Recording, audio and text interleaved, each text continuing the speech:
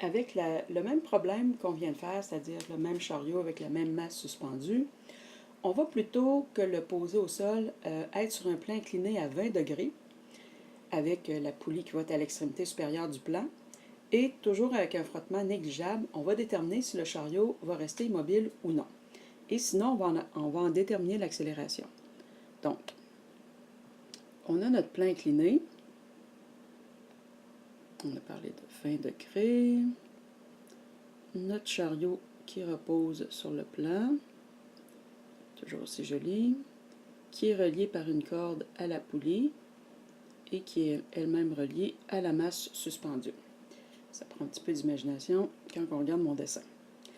Alors, ici, qu'est-ce qui a changé? C'est sûr qu'il y a toujours la tension dans la corde qu'on connaît, là, qui est de l'ordre de 2,94. Oui, 94. Mais ici, ce qui a changé, c'est qu'il y a une composante du poids qui est dans le sens du mouvement. Il y a FGX dans ce sens-là. Donc ici, la force résultante, ça va plutôt être égal à FT plus FGX. Alors, FT, je l'ai déjà. FGX, je vais la déterminer.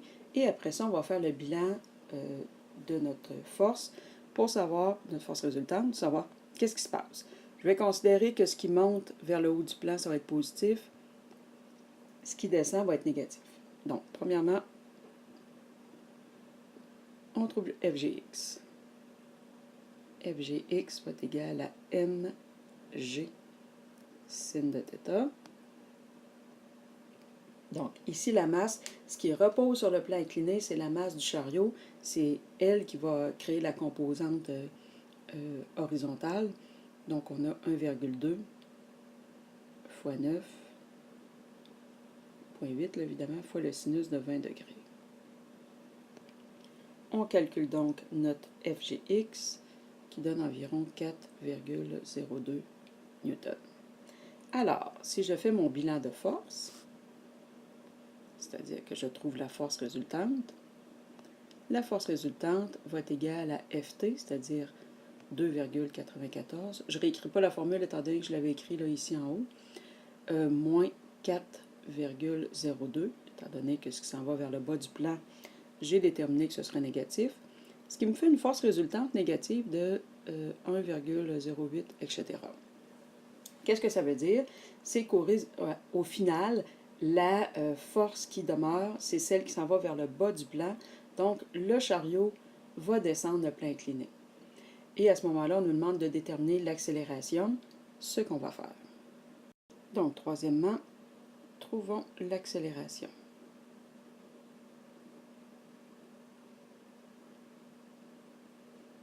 Donc, on a la force résultante qu'on vient de calculer est égale à m fois a. Donc, moins 1,08, etc., va être égal à la masse, c'est la masse combinée. Tout est entraîné par le mouvement vers le bas. Et ça va nous faire moins 1,08 divisé par 1,5, ce qui va faire une accélération d'environ 0,721, si j'arrondis, mètres par seconde carrée. Que signifie le moins? C'est tout simplement que l'accélération, elle est vers le bas du plan, étant donné que j'avais décidé que c'était vers le haut du plan que c'était positif. Donc, j'enlève le signe et je dis que c'est vers le bas du plan.